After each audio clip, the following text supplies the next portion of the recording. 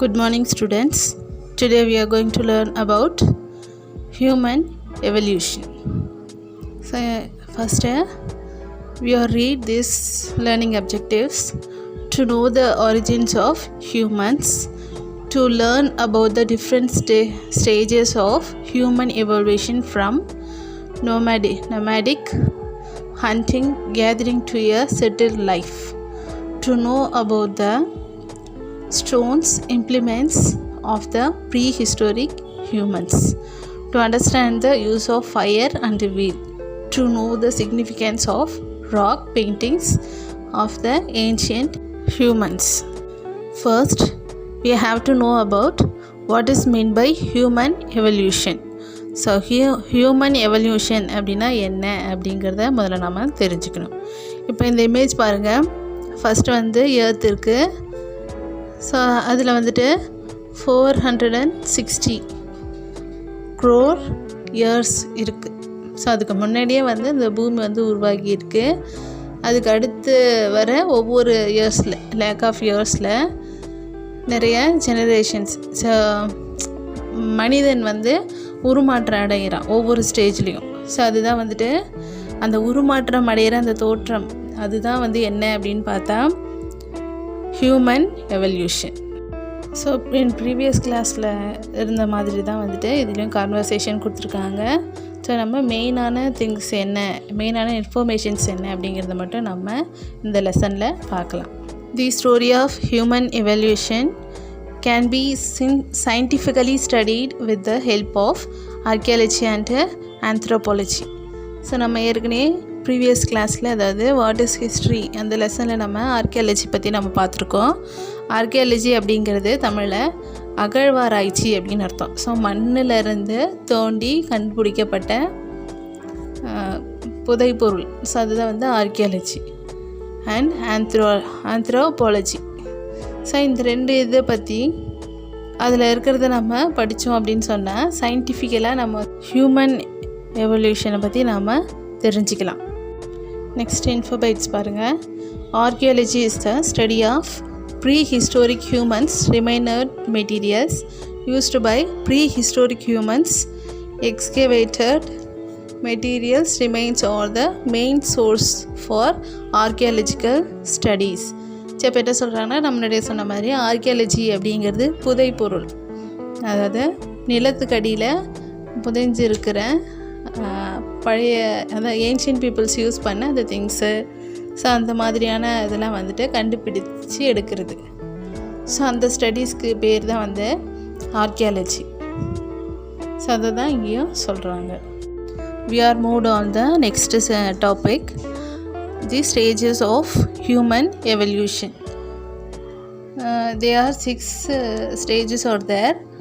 First one is Australopithecus. இந்த ஸ்டேஜில் பார்த்தோன்னா between 4 and 2 million years, அதாவது 4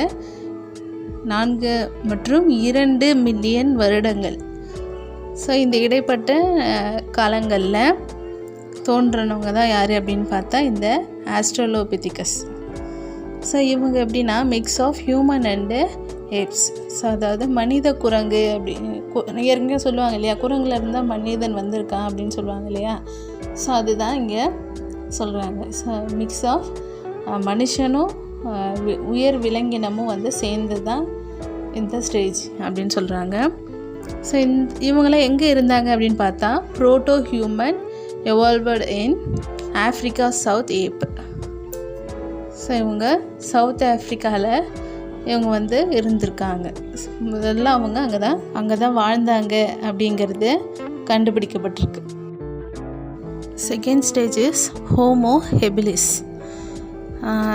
between 2.3 million and 1.4 million years.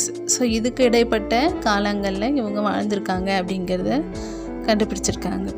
So இவங்களை என்ன சொல்கிறாங்கன்னா ப்ரோட்டோ ஹியூமன் அப்படின்னு சொல்லி சொல்கிறாங்க.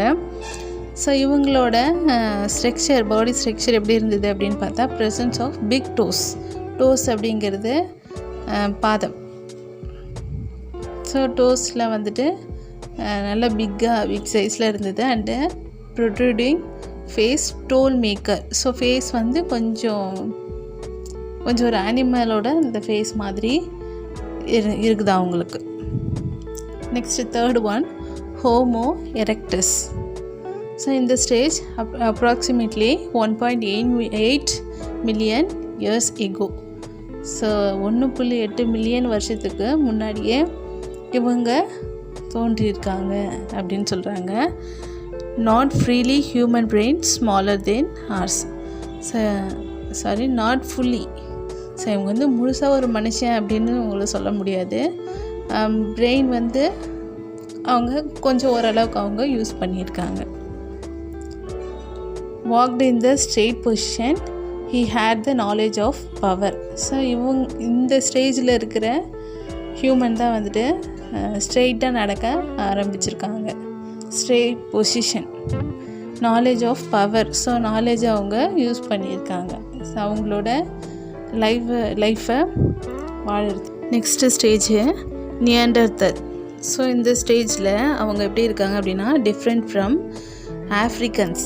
Their tools were crude, hunting skills were also poor. So இவங்க வாழ்ந்த காலகட்டம் அப்படின்னு பார்த்தா பிட்வீன் 1,30,000 to 4,000 இயர்ஸ். ஸோ அந்த காலகட்டத்தில் இவங்க வாழ்ந்துருக்காங்க. Not fully human. ஸோ இவங்களும் வந்து ஃபுல் அண்ட் ஃபுல் ஹியூமனாக உருமாற்றம் அடையலை.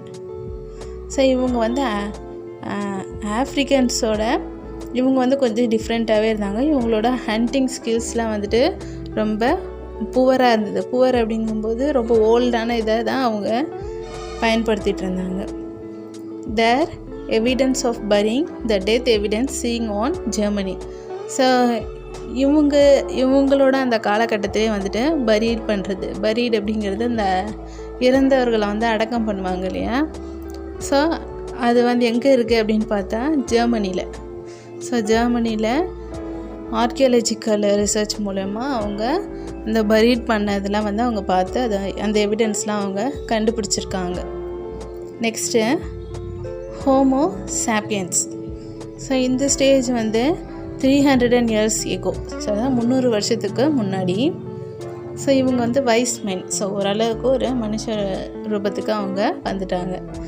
Modern human being, hunting and gathering society, still used crude stone implements, moved out of Africa and settled in Europe and Asia.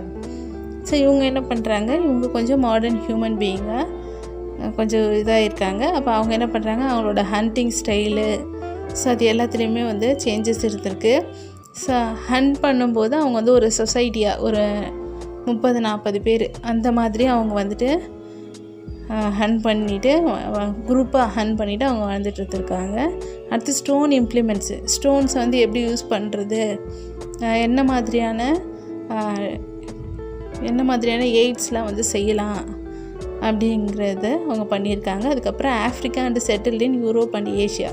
So இவங்க ஒவ்வொரு காலநிலைக்கு ஏற்ப பனி டைமு, வெயில் காலம், மழை காலம், ஸோ இந்த மாதிரியான என்விரான்மெண்டல் சேஞ்சஸால் இவங்க ஒவ்வொரு இடத்துலையும் இவங்க மூவ் ஆகிக்கிட்டே இருந்திருக்காங்க. ஆஃப்ரிக்காவில் செட்டில்ட் ஆகியிருக்காங்க and Europe and Asia. So இந்த 3 கண்ட்ரிலையுமே இவங்க செட்டில்ட் ஆகியிருக்காங்க. The final stages Cromagnons. So இந்த ஸ்டேஜில் தி ப்ரெசன்ட் மேன். ஸோ இப்போ இருக்கிற மனுஷங்க மாதிரி உருமாற்றம் அடைஞ்சிருக்காங்க. இவங்க வாழ்ந்த காலகட்டம் அப்படின்னு பார்த்தா 5,000 years echo in eastern Africa and 40,000 years echo in west Asia and in South eastern Europe. So எவ்வளோ வருட காலங்களில் அவங்க வந்து ஒவ்வொரு இடத்துலையும் அவங்க செட்டில்ட் ஆகி அங்கே வாழ்ந்திருக்காங்க. Next இன்ஃபோபைட்ஸ். Anthropology is the study of humans and evolutionary history. The word anthropology is derived from 2 Greek words.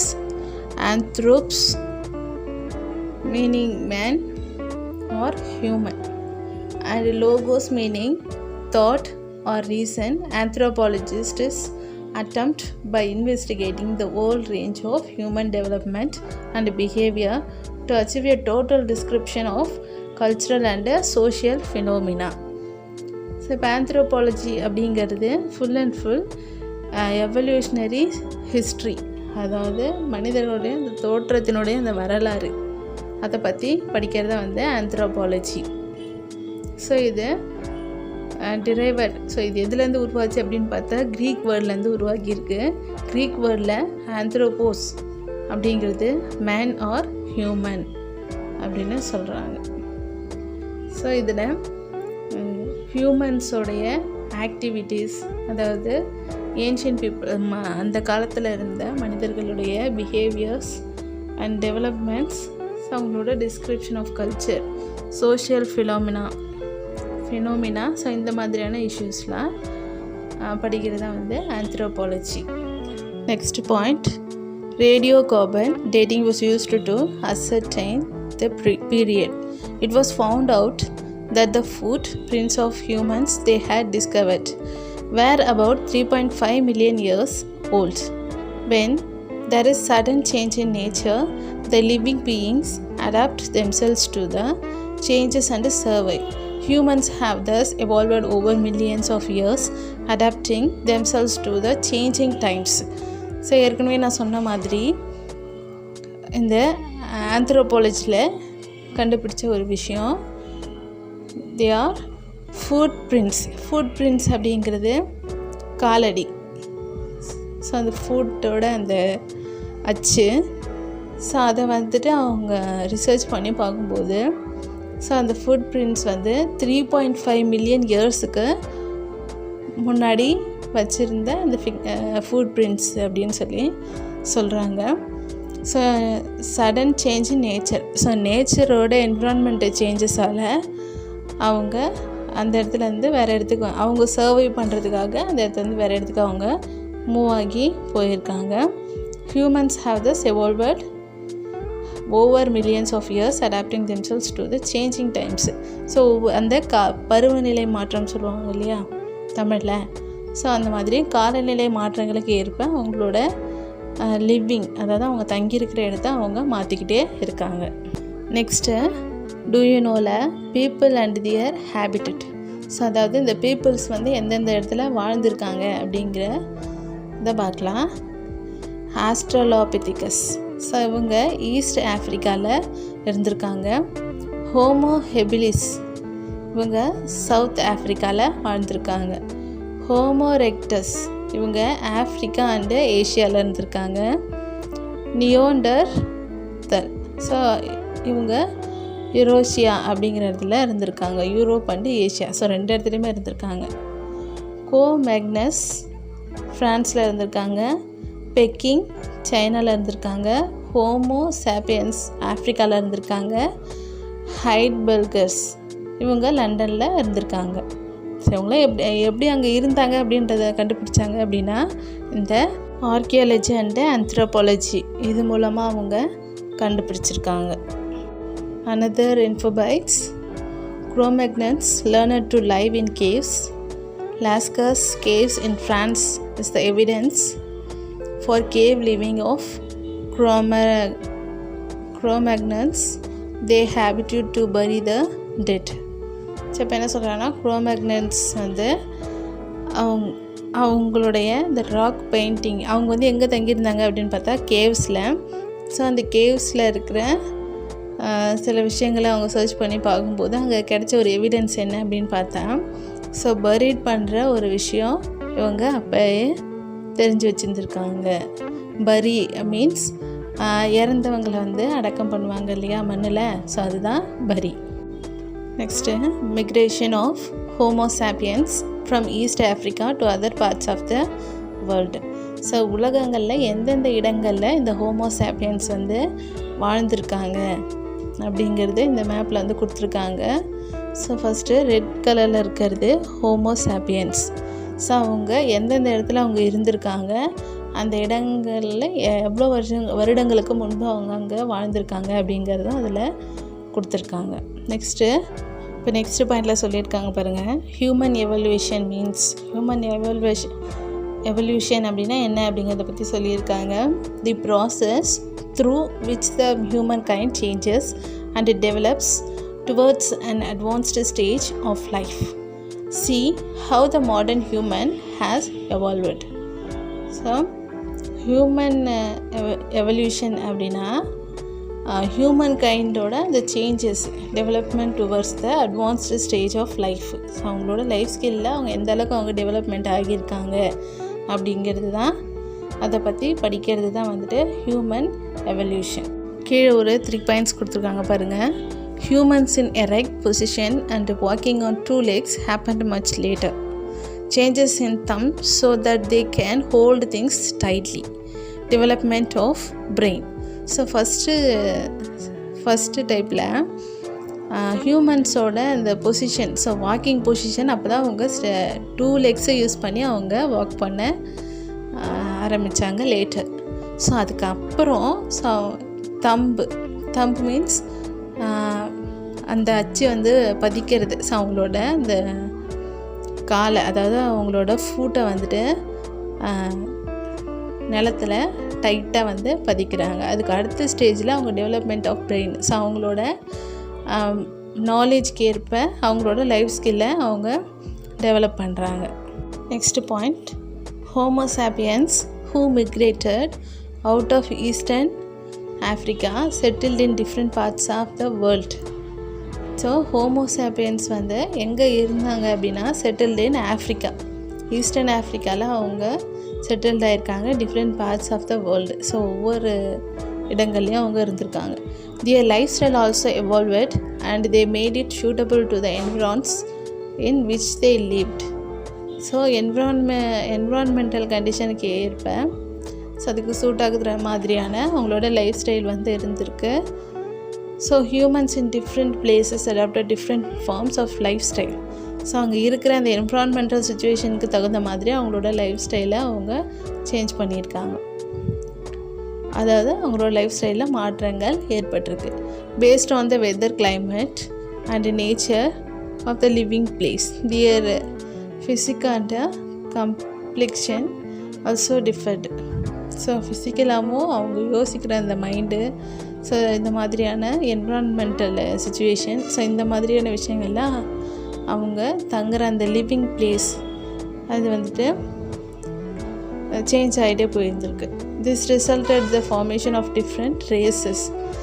So races அப்படிங்கிறது அவங்களோட அந்த வாழ்க்கையை வந்துட்டு ரன் பண்ணுறதுக்கு அவங்க நிறைய கம்ப்ளெக்ஷன் பட்டிருக்காங்க, அதாவது ரொம்ப கஷ்டப்பட்டு இருக்காங்க அப்படின்னு சொல்கிறாங்க. Human procreation resulted in an increase in the population. So இந்த மாதிரி கிளைமேட் சேஞ்சஸால் அவங்க ஒவ்வொரு இடமும் மூவ் ஆகிட்டு போகும்போதும், ஸோ இதோட ரியாக்ஷன் என்ன அப்படின்னு பார்த்தா, இந்த ரியாக்ஷனோட ரிசல்ட் வந்து என்ன அப்படின்னு பார்த்தா increase in the population. So இதனால் பாப்புலேஷன் தான் வந்து அதிகமாகிருக்கு அப்படின்னு சொல்கிறாங்க. ஓகே ஸ்டூடெண்ட்ஸ், இதோட கண்டினியூட்டியை நெக்ஸ்ட் வீடியோவில் பார்க்கலாம். Thank you students. Thank you for your watching.